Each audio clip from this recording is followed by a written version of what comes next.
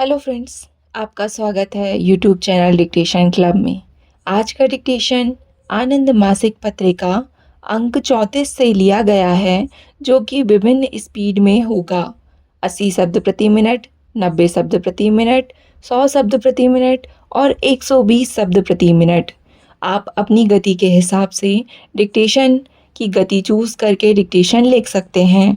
इसके अलावा इसकी पीडीएफ अगर आपको अलग से चाहिए तो नीचे डिस्क्रिप्शन बॉक्स में टेलीग्राम की लिंक मिल जाएगी। आप वहां से टेलीग्राम चैनल ज्वाइन कर सकते हैं। और आपको हमारे डिक्टेशन पसंद आते हैं तो वीडियो को लाइक ज़रूर करिएगा और चैनल को सब्सक्राइब कर लीजिएगा, ताकि भविष्य में आने वाले डिक्टेशंस आपको मिलते रहें। साथ ही डिस्क्रिप्शन बॉक्स में आपको और भी प्लेलिस्ट की लिंक मिल जाएगी। तो ज़्यादा समय ना लेते हुए डिक्टेशन स्टार्ट करते हैं। डिक्टेशन स्टार्ट होगा 5 सेकंड के बाद।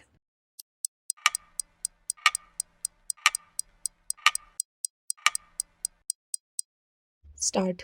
महोदय, 11 तथा 13 मई को भारत के माननीय वर्तमान प्रधानमंत्री के निर्णयानुसार पोखरण में परमाणु विस्फोट की घटना स्वतंत्र भारत के इतिहास में तो महानतम है ही, 20वीं शताब्दी के इतिहास में भी महान घटनाओं में से एक है। पूर्व प्रधानमंत्री के पोखरण में किए परमाणु विस्फोट को देश लगभग भूल चुका था तथा उस समय देश की सुरक्षा की वे भयंकर परिस्थितियां भी नहीं थीं जो आज देश के सामने हैं। 20वीं शताब्दी के अंत के समय भारत का यह परमाणु विस्फोट 21वीं शताब्दी में नई सोच, नए जीवन दर्शन तथा नए क्रियाकलापों के साथ प्रवेश करने तथा आगे बढ़ने का शंखनाद है। यह इतिहास का ऐसा मोड़ है जो सैकड़ों वर्षों में कभी होता है।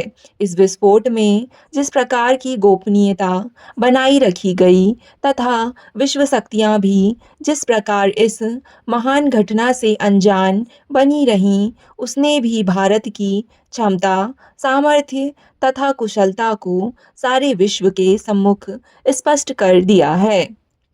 संसार की दृष्टि में साधुओं और सर्पों का देश भारत आज विश्व का परमाणु शक्ति संपन्न देश बन गया है तथा संसार का ऐसा छठा देश है जिसने अपने ज्ञान विज्ञान तथा स्वदेशी साधनों से परमाणु शक्ति पर अपना अधिकार तथा नियंत्रण स्थापित कर लिया है।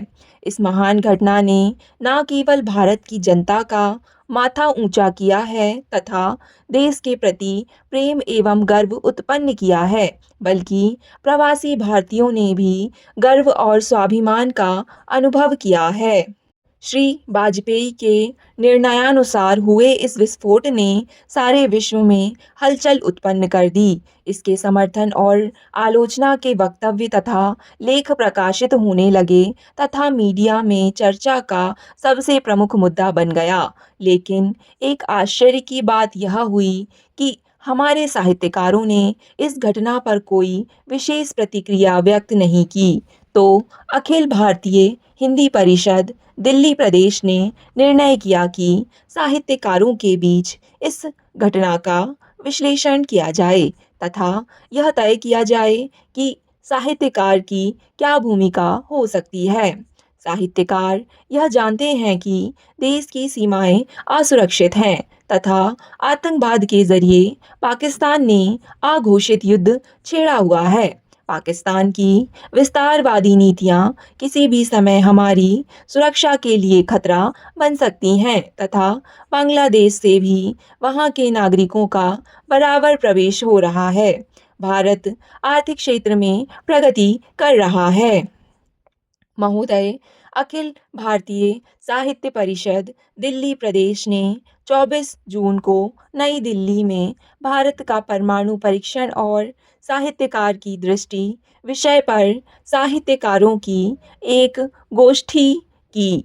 इसकी अध्यक्षता की जवाहरलाल नेहरू विश्वविद्यालय के प्रोफेसर डॉक्टर परिमल दास ने तथा विषय प्रवर्तन किया। इसी विश्वविद्यालय से अभी सेवानिवृत्त हुए जापानी विभाग के प्रोफेसर डॉक्टर सत्यभूषण वर्मा ने।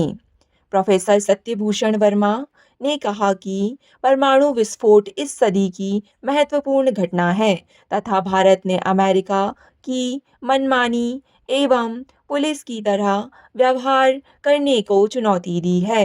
यह चुनौती केवल भारत ही दे सकता था। अमेरिका ने अणु बम का प्रयोग किया तथा उसके पास अपरिमित अणु बमों का संग्रह है, लेकिन वह दूसरों को शिक्षा दे रहा है। अमेरिका की बौखलाहट स्वाभाविक है, क्योंकि भारत ने उसके एकाधिकार को ललकारा है। अमेरिका, चीन आदि देश आज भी आर्थिक एवं सांस्कृतिक रूप में अपने उपनिवेश पैदा करना चाहते हैं। भारत जैसे देश उनके बाजार हैं और दुर्भाग्य यह है कि हम भी उन्हें इस बाजार में आने के लिए आमंत्रित कर रहे हैं। हम जानते हैं हमारे शत्रु कौन हैं। चीन कब हमारा मित्र था, पाकिस्तान हमारा दोस्त कब था। अमेरिका ने तो बांग्लादेश के युद्ध के समय अपना जहाज बंगाल की खाड़ी में भेज दिया था। भारत कई दशकों से पूर्ण निःशस्त्रीकरण का प्रस्ताव करता रहा है, लेकिन किसी ने उसकी बात नहीं सुनी। अब नाभिकीय परीक्षण किया, तब भी ये देश निःशस्त्रीकरण की बात नहीं कर रहे हैं। ये देश भारत को घेरना चाहते हैं, लेकिन भारत ने अब बता दिया है कि यह संभव नहीं है। भारत का यह विस्फोट वास्तव में एक शांतिपूर्ण विश्व की स्थापना के लिए है, जिसमें सबल और दुर्बल देश बराबर होंगे। भारत 21वीं सदी में इसी दृष्टि से जीना चाहता है। इसके बाद डॉक्टर सीतेश आलोक ने भी परमाणु विस्फोट का समर्थन किया तथा कहा कि भारत एक शांति प्रिय देश है और रहेगा। उन्होंने अमेरिका के विकास, विलास तथा उसके साथ विनाश की ओर कदम रखने की स्थितियों की जानकारी दी और कहा कि अब भारत पहले से अधिक सशक्त हुआ है। अमेरिका आदि देशों के प्रतिबंध हमारे लिए वरदान बन सकते हैं। हमें ना तो पलायन करना है और ना दीनता दिखानी है। नरेंद्र कोहली ने कहा कि सरकार का यह कदम सर्वथा उचित है। महोदय, मैं यहाँ बहुत थोड़े समय के लिए आई हूँ और मैंने जल्दी यहाँ प्रदर्शित सभी चीज़ें देखी हैं, लेकिन मैं कहना चाहूँगी कि यहाँ जो काम हो रहा है और यहाँ की प्रयोगशाला ने जो उपलब्धियाँ प्राप्त की हैं, उनसे मेरा मन उत्साहित हुआ है। प्रदूषण के बारे में मैं आज हम में से कोई भी ऐसा नहीं है जिसे ज्ञात ना हो या उसकी अनदेखी कर सके। जहाँ तक भारत का संबंध है, यहाँ तरह तरह के प्रदूषण पाए जाते हैं। एक तो पुराने ढंग का प्रदूषण है, जो गरीबी का परिणाम होता है और जो गर्द गुबार, अस्वास्थ्यकर आदतों, बीमारी आदि को जन्म देता है। दूसरी तरह का प्रदूषण वह है जो इन दिनों कल कारखानों तथा ऐसी ही अन्य परियोजनाओं के कारण उत्पन्न होता है। दोनों ही समान रूप से खतरनाक है। कुछ अन्य देशों की तरह हमारे यहाँ भले ही बहुत ज़्यादा संख्या में कारखाने ना हों, लेकिन जितनी भी फैक्ट्रियाँ या बिजली घर आदि हैं, वही यह जताने के लिए पर्याप्त हैं कि उनके कारण हवा क्या से क्या हो जाती है। मैं अवश्य चाहती हूँ कि हमारे देश का शीघ्रता से औद्योगिकीकरण हो। स्टॉप।